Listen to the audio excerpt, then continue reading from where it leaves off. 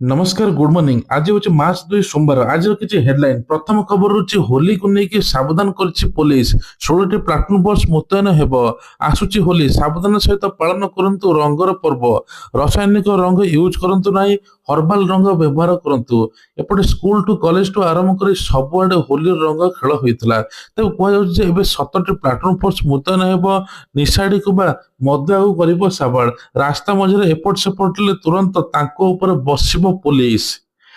परवर्ती खबर हूँ सरकारी कर्मचारी मालामाल राज्य सरकार को आडेक्स बोनस पर्ववाणी को आडभांस बोनस दिज्व ता सहित राज्य अर्थ विभाग पक्ष एने विज्ञप्ति प्रकाश पाई जो मानकर मार्च 31 दरमा मासिक 47,000 ताठार कम तेज से 7,000 टंका एवं आडहक बोनस मिले बोली कहुଛି 2025 परिमाण 6,800 थिला एबे पाखापाखि 44,000 टंका थिला दरमा जार ताको मिलुଥିଲା 6,800 एबे आहुरी 600 टंका वृद्धि कर ଯାଇଛି।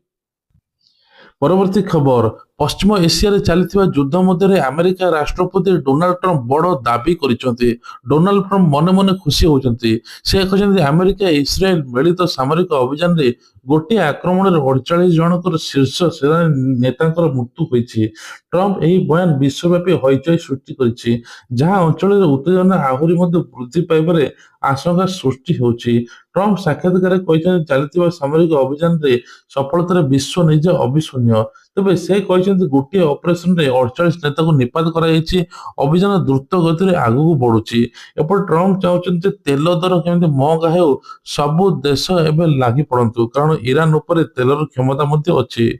परवर्ती खबर हूँ एलपीजी सिलिंडर को लेकिन बड़ खुशी खबर एवं राशन कार्ड धारी को मिल एलपीजी सिलिंडर मागणा एने बड़ घोषणा होती तबे दुईटी एलपीजी सिलिंडर मागणा मिल राशन कार्ड धारी को प्रथम मिल दिल्ली रे ता सहित उत्तर प्रदेश में मिल एने दुईटी राज्यर सरकार घोषणा कर जो मान राशन कार्ड अच्छी से मागणा दुईटी सिलिंडर मिल दिल्ली रे तो 875 टंका लेखा सीधा बैंक अकाउंट को सरकार छाड़देवे जहाँफल होली उपहार तांकर कहले नसरे।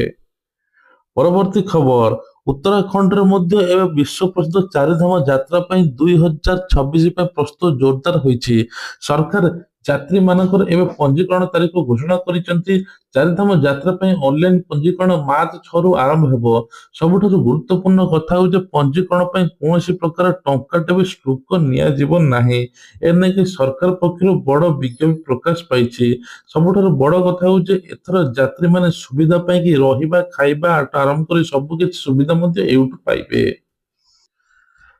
परवर्ती खबर आबुधाबी होटेल गुड़िक 20,000 पर्यटक रहिबा खाइबा मागणा करिसेंती सरकार सेठाकर सरकार सोशल मीडिया रे हेउछि जोरदार प्रशंसा तेज मध्य प्राच्यर घमाघोट युद्ध चलता बेले एपटे आबुधाबीर संस्कृति और पर्यटन विभाग डीसीटी गुरुत्वपूर्ण पदक्षेप नहीं पीपुल फास्ट पदक्षेप अंश स्वरूप यह एक बड़ निष्पत्ति नहीं विमान बाधा जो फसी रही अतिथि मानक मागणा रही खाद्य जोगाई देव फेब्रुआरी 28 तारिख में जारी होता सर्कुलर घर होटेल परिचालक से बाध्य एवं अतिथि मानक मागणा रही खाइबा सब किसी व्यवस्था कर समस्त रही खर्च सीधा सड़क विभाग को पठाई होटेल गुड़िक निर्देश दी सेगुड़िक रिपोर्ट अनुसार विमान बातिल होगा पर सरकार प्राय 20,000 यात्री को होटेल किंवा अन्य रही स्थान स्थान देती रही खाद्य पानीय व्यवस्था कर चंद्रग्रहण आसुची दूरे रुहतु गर्भवती शास्त्र अनुजाई ग्रहण समय साधारण समय को संवेदनशील होता है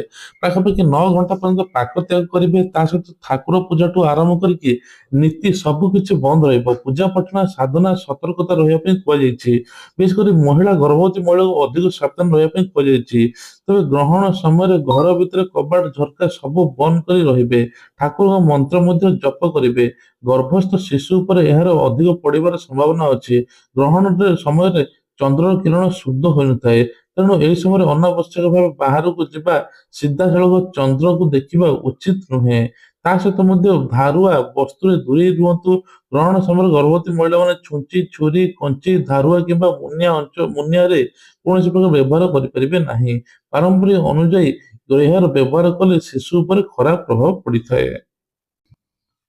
तेबे चंद्रग्रहण समय जानिनतु मार्च 3, 2026 ग्रहण आरंभ 3:20 PM रे ता सहित ଗ୍ରହଣ ଏବେ 6:33 PM ରେ ପିକ୍, ଗ୍ରହଣ ସମାପ୍ତ 6:47 PM ରେ। ଓଡ଼ିଶା ଏବଂ ଭାରତର ଅନେକ ସ୍ଥାନରେ ସୂର୍ଯ୍ୟାସ୍ତ ପରେ ଚନ୍ଦ୍ର ହିଁ ଉଠିବ, ତେଣୁ ଗ୍ରହଣର ପଛର ଅଂଶ କିଛି ମିନିଟ ଦେଖାଯିବ। ଚନ୍ଦ୍ର ଧୀରେ ଧୀରେ ଧରିଥିବା ଛାୟାରେ ଆସି ଲାଲ ରଙ୍ଗ ଲାଲ ଚନ୍ଦ୍ର ଭାବରେ ଦେଖିବାକୁ ମିଳିପାରେ। ପରବର୍ତ୍ତୀ ଖବର। ତେବେ କୁହାଯାଉଛି କୋଲକାତା ଇଡେନ ଗାର୍ଡେନରେ ଦେଖାଯାଇଥିବା ରୋମାଞ୍ଚକ ମ୍ୟାଚରେ ଭାରତ ୱେଷ୍ଟଇଣ୍ଡିଜକୁ 5ଟା ୱିକେଟରେ ପରାସ୍ତ କରିଛି। ଏହି ବିଜୟ ଦକ୍ଷିଣ ଆଫ୍ରିକା, ଇଂଲଣ୍ଡ, ନ୍ୟୁଜିଲାଣ୍ଡ ପରେ ଭାରତ ଚତୁର୍ଥ ଦଳ ଭାବେ ସେମିଫାଇନାଲରେ ପ୍ରବେଶ କରିଛି। ପ୍ରଥମେ ବ୍ୟାଟିଂ କରି ୱେଷ୍ଟଇଣ୍ଡିଜକୁ 195 ରନରେ ବିଶାଳ ସ୍କୋର ଛିଡ଼ା କରାଇଥିବା ଭାରତ 4ଟି ବଲ୍ ବାକି ଥାଇ ମଧ୍ୟ ଏହି ଲକ୍ଷ୍ୟ ସଫଳତାର ସହିତ ହାସଲ କରିନେଇଥିଲା। ପରବର୍ତ୍ତୀ ଖବର। ଶହ ଶହ ଭାରତୀୟ ଫସି ରହିଛନ୍ତି। ଭାରତୀୟ ୱେଷ୍ଟ ଏସିଆର ଅଟକିବା। ତେବେ କୁହାଯାଉଛି ଯେ ଏବେ ଟ୍ୟାକ୍ସି ଦ୍ୱାରା ସେମାନେ ଦୁବାଇ ପହଞ୍ଚିଥିଲେ, ଯେଉଁଠାରେ ମିସାଇଲ ଆକ୍ରମଣ ଚାଲିଥିଲା। ସେମାନଙ୍କ ପାଖରେ ମଧ୍ୟ ମୁଦ୍ରା ନଥିଲା, ଆବଶ୍ୟକ ଔଷଧ ମଧ୍ୟ ଅଭାବ ଥିଲା।